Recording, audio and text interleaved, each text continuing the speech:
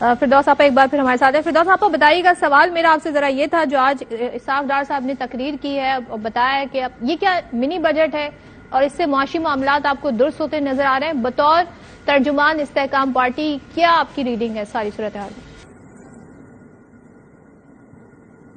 دیکھیے صدف صاحب، سب سے امپورٹنٹ بات تو یہ ہے کہ اس وقت جو پاکستان کے اکنامک چیلنجز ہیں، جو معاشی عدم استحکام ہے، اس میں کوئی شک نہیں کہ سیاسی عدم استحکام کا اس میں بہت اہم رول ہے.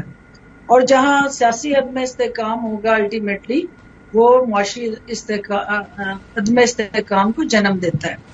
اب دیکھنا یہ ہے کہ یہ سچویشن سیاسی عدم استحکام کا شکار یہ ملک کیوں ہوا. کیا ایسی سچویشن ماضی میں ہوئی، کیا ایسے فیصلے ہوئے، کیا ایسا ایڈونچرزم ہوا سیاست کے پولیٹیکل کینوس کے اندر.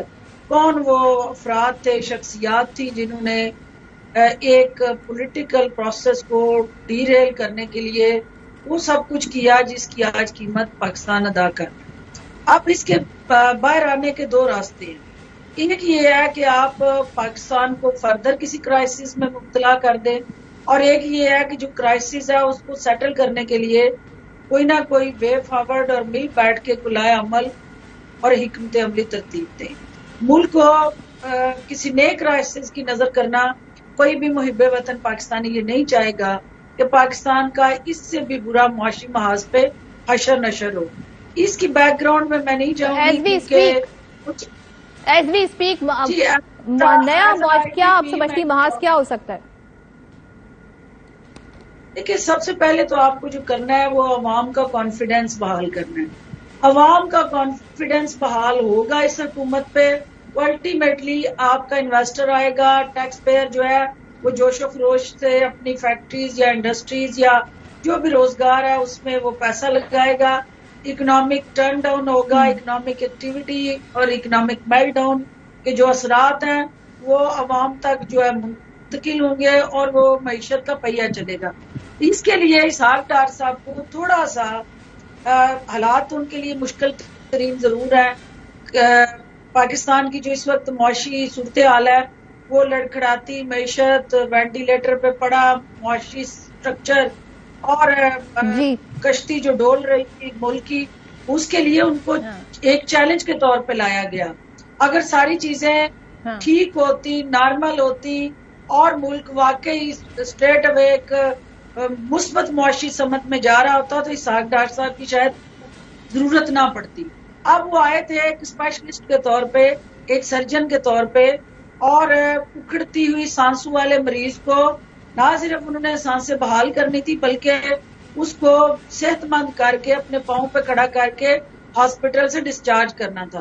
اب وہ پیشنٹ جو ہے اس کی آکسیجن تو وہ ان کو دے رہے ہیں، معیشت کو oxygen P M L N کی جو اکنامک پالیسیز ہیں اس سے مل رہی ہے، لیکن جو ہی آکسیجن کی نوزل تھوڑی سی ٹائٹ ہوتی ہے تو وہ سفوکیشن، گھٹن اور انریسٹ دوبارہ سے شروع ہو جاتا ہے.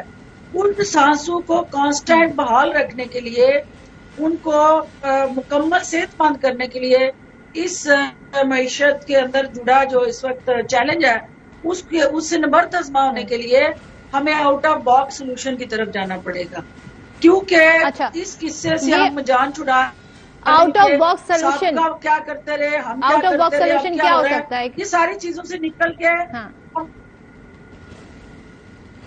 آؤٹ آف باکس سولوشن کیا ہو سکتا ہے؟ کیا ابھی الیکشن کی طرف نہیں جانا چاہیے یا ٹائم دینا چاہیے، موجودہ پالیسیوں کو دیکھنا چاہیے کہ ان کے کیا ثمرات ہیں؟ یہ ہو سکتا ہے آؤٹ آف باکس سولوشن؟